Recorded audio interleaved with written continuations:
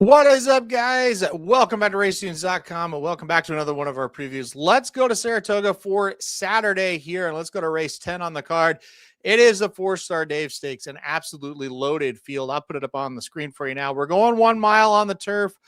Breeders' Cup winning, you're in for the Breeders' Cup mile, and my goodness, field of 7 here, and it's a who's who. These 7 horses are very, very good. I really am excited to see how this shakes out. Let's kick it off with the number 1 Rhetorical here, who has been, just a tremendous horse, over the last, 2 years, really. Last year was able to win the turf mile at Keeneland before finishing 4th in the Breeders' Cup mile there at Del Mar. Came back this year 3rd in the Maker's Mark, and then won the Turf Classic when stretching out to a mile and an eighth. Last time out, tried a mile and 3/16, and I thought it ran really well. Just got a little bit tired. Maybe it was a little bit too far for him in the Manhattan, but he still got 4th, only beaten a length and a quarter. He shows up here back at a distance where I do think he is at his best. I think he'll be tough in this spot. Can he get the lead? Can he hold it? What kind of trip will he get? Can he stalk and win? We've seen him do that before as well.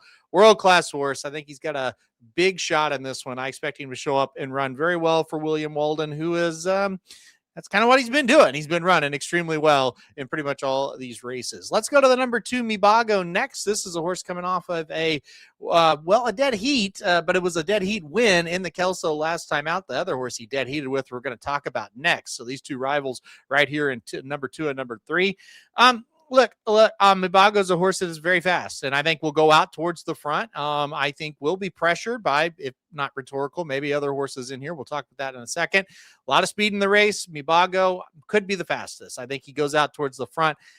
I'm not a big fan of the number 2 Mibago or the number 3 Zulu Kingdom in this specific spot. I think they're just a touch, and I mean a touch below the top 3 in here. So I'm not going to play him in this spot. I don't blame you if you do. Decent price here. We'll kind of talk about him together, and I'll move on to the number 3 Zulu Kingdom. Like I said, dead heated there with Mibago last time out to win the Kelso.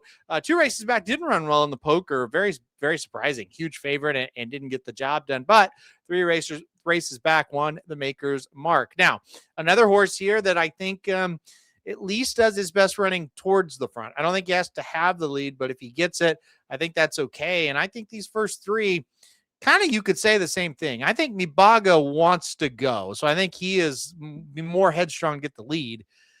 But I think Zulu Kingdom and Rhetorical are going to be right around there with them. So it'll be very interesting to see how that plays out with those 3. Number 4, Classic Q is next. Another horse that is towards the front, likes to be on the lead. Classic Q, a horse just won the Just a Game last time out in gate to wire fashion, and also won the Distaff Turf Mile at Churchill Downs, going gate to wire as well, and was second in the Honey Fox 2 races back, and that was a race going 1 mile as well, where he tried to take him gate to wire. So another horse I think shows up here with a pretty solid chance. Number 5, Deterministic. I really love Deterministic. He's won 5 races in a row now, including the Fourstardave last year right here at this track. The Fourstardave, he kind of set off the speed a little bit and won, just like he did in the Manhattan last time out. Yet another horse. That's 5 now that it likes to be towards the front. So it'll be very interesting to see if he can kind of sit that stalking trip like he did last time out and like he did last year in the Fourstardave. If he can, he's going to be really tough to beat. This is a horse that also can go to the front if there's no speed, but kind of like we're mentioning, a lot of speed in this race. A lot of horses signed on to go to the front. I kind of feel like Deterministic kind of knows the drill. He's drawn outside of all of them. Carmouche can kind of make the right choice, hopefully the right choice, and kind of sit him wherever he wants to sit him, and I think he'll be okay. So very excited, obviously, to see Deterministic back and ready to roll again. Number 6, Capitol Hill, is the only horse in the race that I feel like really just doesn't have a big chance at this thing. However, he's the only true come from way out of it closer. I just think he's going to be a little outclassed. He was 4th last time in the Kelso, 2nd in the poker 2 races back, only beating a nose though, and then a couple of allowance wounds before that. So I kind of think he's going to show up and be a little outclassed. I don't think we'll hear a lot from him, even though some of those speed horses may come back.